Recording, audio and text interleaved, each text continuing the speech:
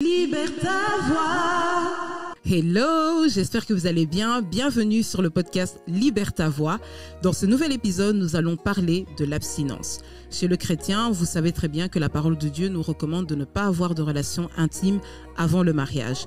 Et donc, je me dis que si Dieu a créé un cadre légal, entre guillemets, pour avoir des relations intimes et qu'il y a une grâce dans le mariage pour le pratiquer, ça veut dire qu'il y a aussi une grâce dans l'abstinence.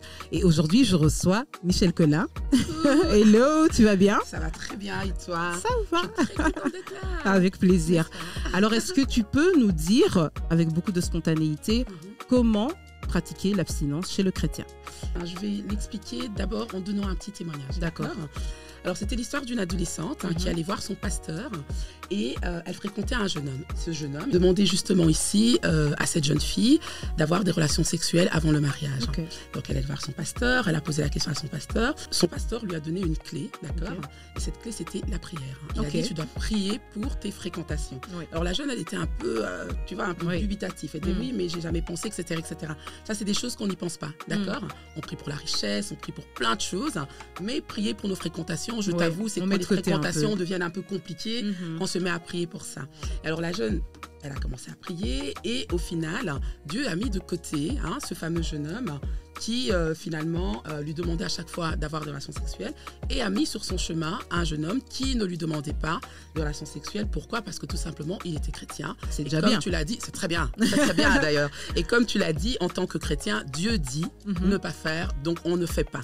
Et donc c'était beaucoup plus facile pour cette jeune fille de ici avoir justement une relation saine et de ne peut-être pas se poser la question. Donc ici, une des clés pour l'abstinence, justement ici, c'est la prière.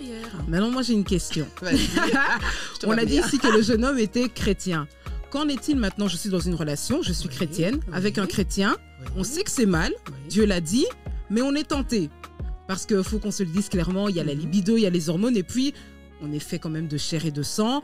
On est exposé à ce genre de choses. Comment faire, surtout dans cette génération où tout est permis, comment s'abstenir en fait en tant que chrétien entre nous? Alors moi, ce que j'aime bien faire, c'est que quand je parle d'un sujet, j'aime bien donner mon témoignage. Je t'en prie. Alors on va y aller, libère ta voix, on va libérer les témoignages.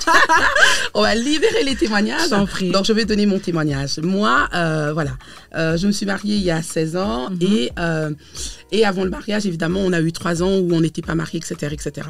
Chrétienne, chantant dans la louange, etc., etc. Mais pourtant, c'était compliqué. Entre la libido et tout ce que tu as énuméré, c'était très, très compliqué.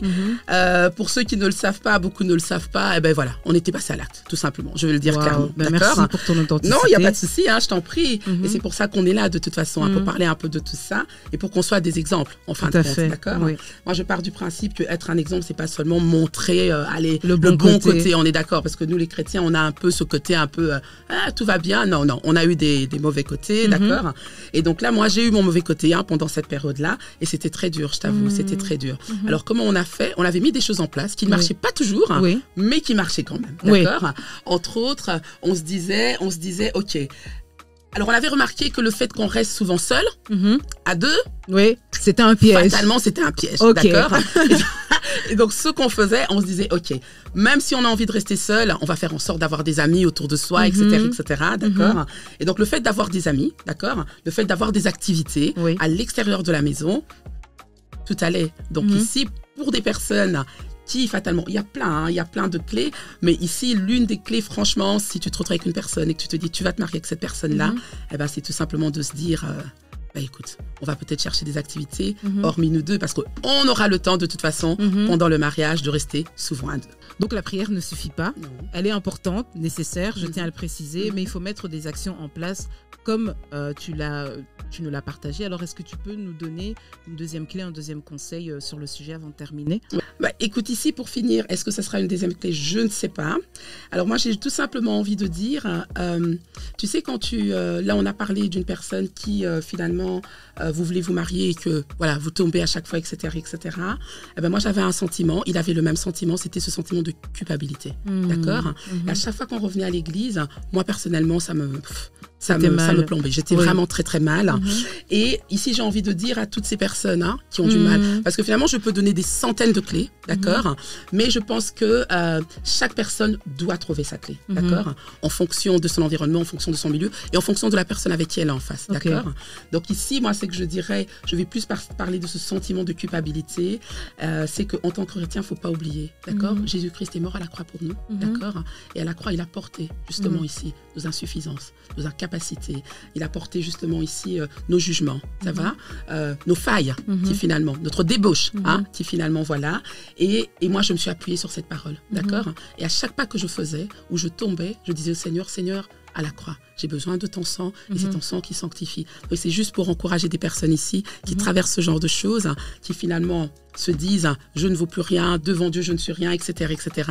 C'est de simplement leur dire n'oubliez pas que Jésus est là, il a porté nos iniquités, nos failles, nos faiblesses, notre débauche finalement. Amen. Maintenant cela ne veut pas dire qu'il faut vivre sa vie comme on veut parce qu'on a la grâce et le pardon de Dieu. Parce qu'on a souvent envie de se dire oui mais Dieu est là, il va nous pardonner. Donc on fait exprès de tomber aussi d'une certaine façon. On se relève, on se dit Dieu est là, il va me pardonner. Là c'est un peu de l'excès. On a juste envie de vivre notre vie quoi. Maintenant, c'est pas parce que Jésus est là qu'on merci doit se beaucoup. D'accord, on est d'accord. À tomber, sinon, se relever, nous sommes d'accord. Mais quand on met de la volonté à faire quelque chose, d'accord, et qu'on s'y met vraiment, on se rend compte que on n'y arrive pas, d'accord. Pour tout simplement répondre à la deuxième clé, il faut tout simplement retenir que Jésus est la solution pour sortir de ce sentiment de culpabilité, d'accord, pour avancer tout simplement. Voilà, on retient que Jésus est la solution et avec lui, tout va. Ok, merci beaucoup. Je t'en prie. Alors ne vous enfermez pas dans la prison de la culpabilité. Ayez le courage de vous pardonner, de faire confiance à Dieu et remettez cet aspect de votre vie entre les mains de Dieu. Que le Seigneur vous bénisse et à bientôt pour un prochain épisode. Bye bye.